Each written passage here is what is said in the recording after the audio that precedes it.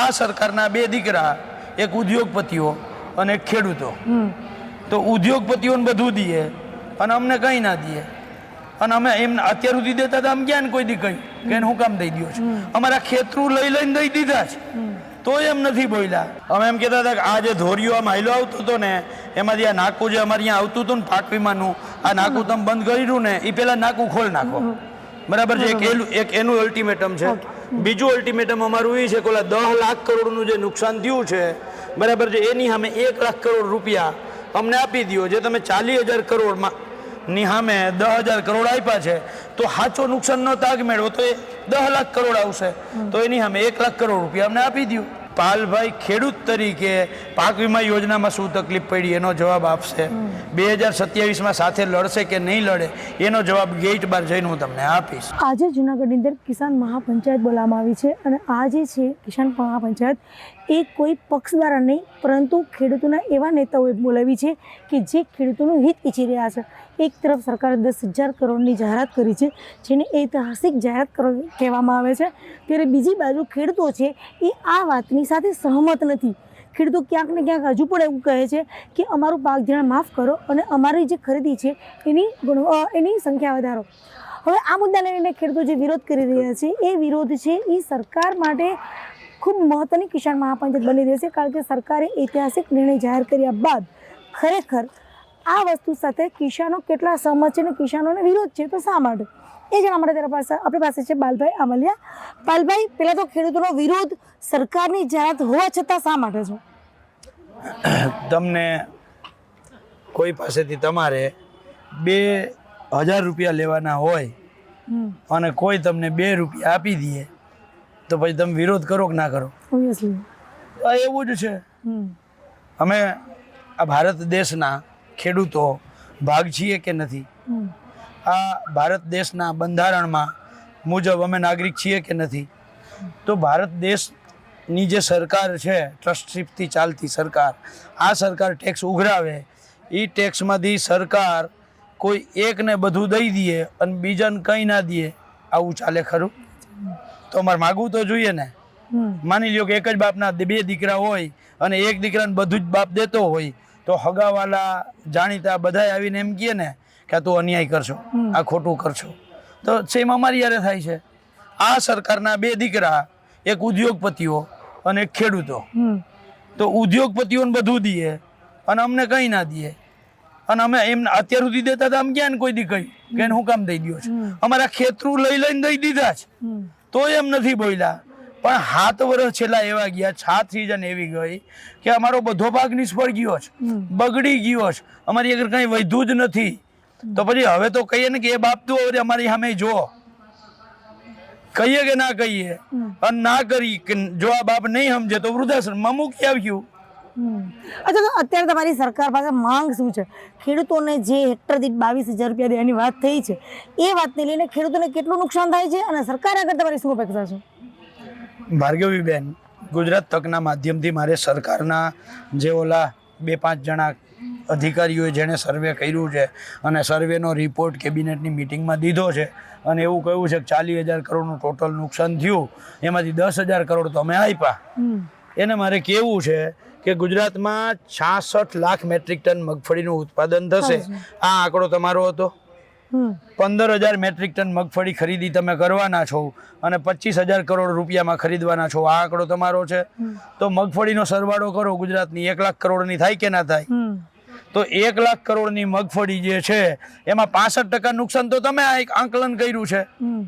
તો 1 લાખમાંથી 65% નુકસાન એટલે 65,000 કરોડ એકલું મગફળીમાં થયું. તો બાકીનું સોયાબીન, ડાંગર, ચણા, તુવેર, મગ, અડદ, મઠ, બાજરો, મકાઈ, આ બધું ક્યાં ગયું નુકસાન? તમે ટોટલ 40,000 કરોડ ગયો છો, એમાંથી મેં સાબિત કરી દીધું મગફળી એકલામાં 65,000 કરોડનું નુકસાન છે. એટલે 10 લાખ કરોડનું નુકસાન છે ખેડૂતોને.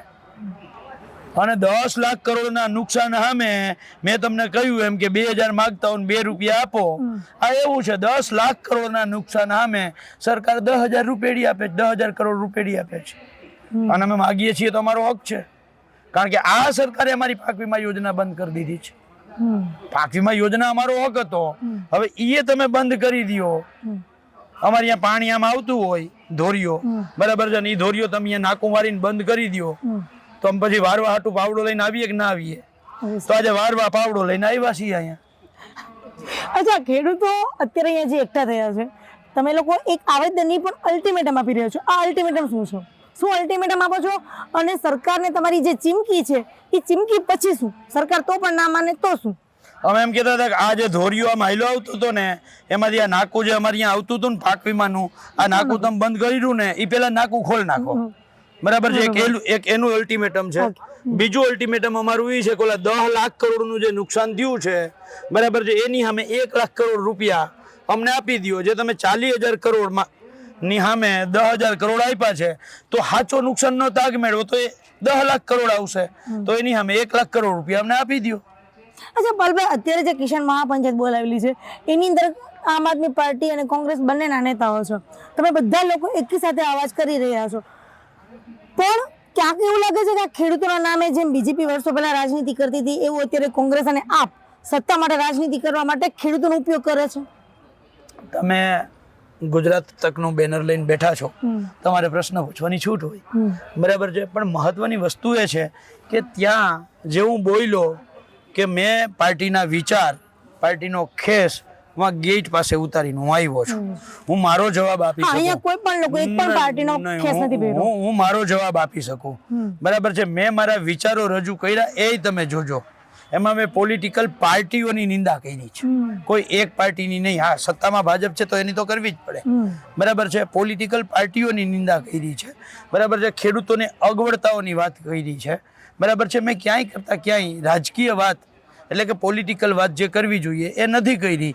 તો તમારો આપ કોંગ્રેસ એનો જવાબ આપના પ્રમુખ આપી શકે, કોંગ્રેસના પ્રમુખ આપી શકે. હું કામ આપું? એક મિનિટ, હું એવું નથી કહેતી તમને કે તમે પાર્ટીમાંથી કે પક્ષમાંથી કહો.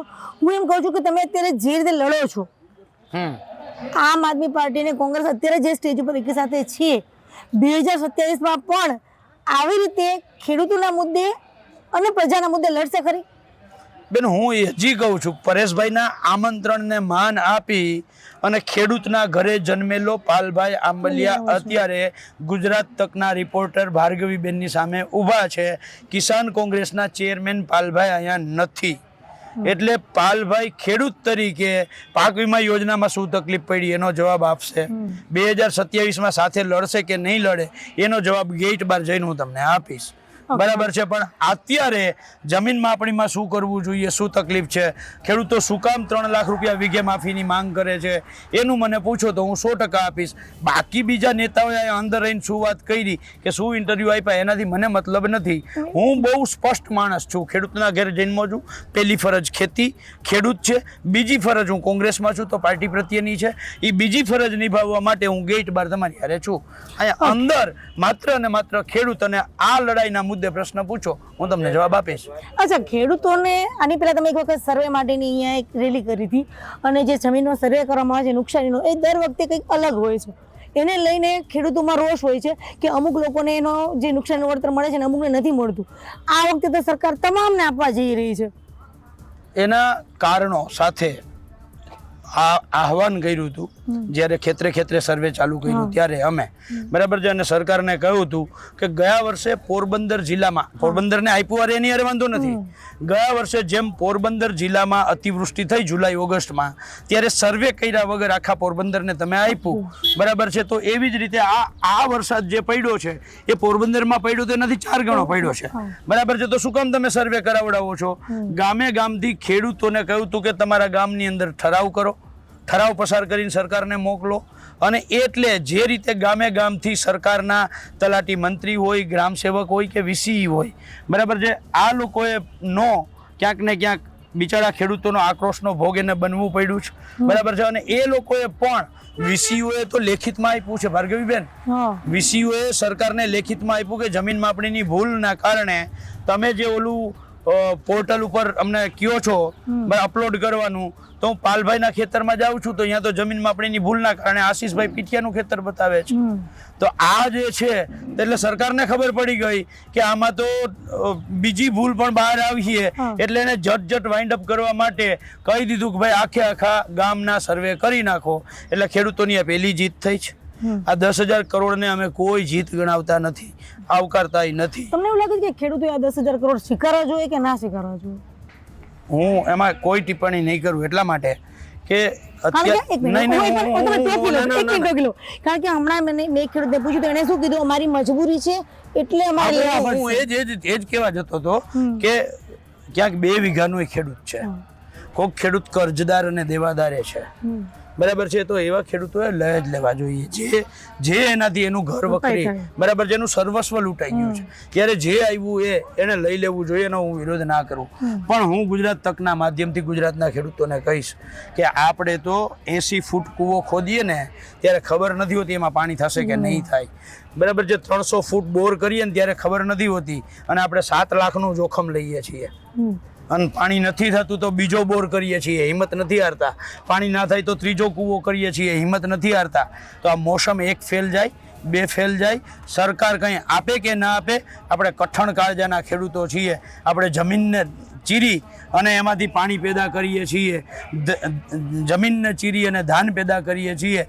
તો હિંમત હારી અને કોઈ ખેડૂતે આત્મહત્યા જેવું કે જીવ ટૂંકાવવા જેવું કોઈએ પગલું લેવું નહીં, એટલા માટે કે આ વખતે આપણે માત્ર પાક ખોયો છે.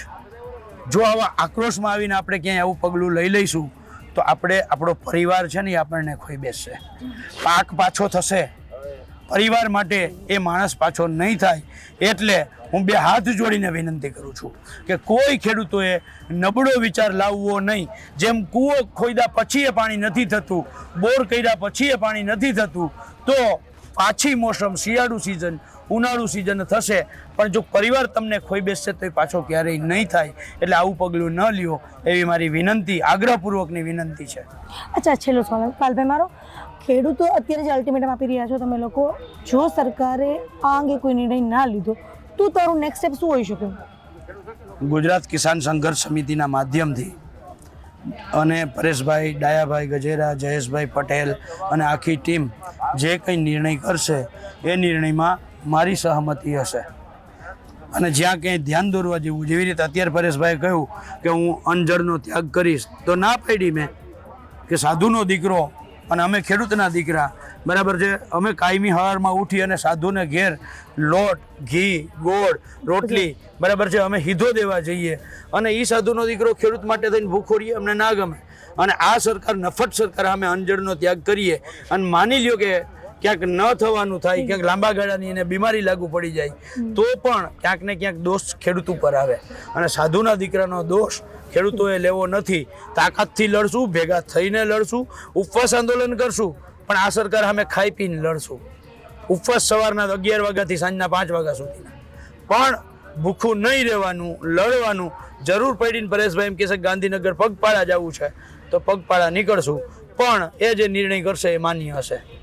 તો આ હતા બાલભાઈ આંબલિયા, જે ખેડૂત નેતા છે, અને એ લોકો કહી રહ્યા છે કે જો સરકાર એની વાત ના સ્વીકારી તો ઉપવાસ આંદોલન કરશે. હા, ભૂખ્યા નહીં રહે, પણ અહીંથી ગાંધીનગર પદયાત્રા કરવી પડે, ખેડૂતો માટે કરવી પડે, તો એ ચોક્કસ પરેશભાઈ ગોસ્વામી અને જે ખેડૂત હિત રક્ષક સમિતિ છે એની સાથે રહેશે. ભાર્ગવી જોશી, ગુજરાત તક, જૂનાગઢ.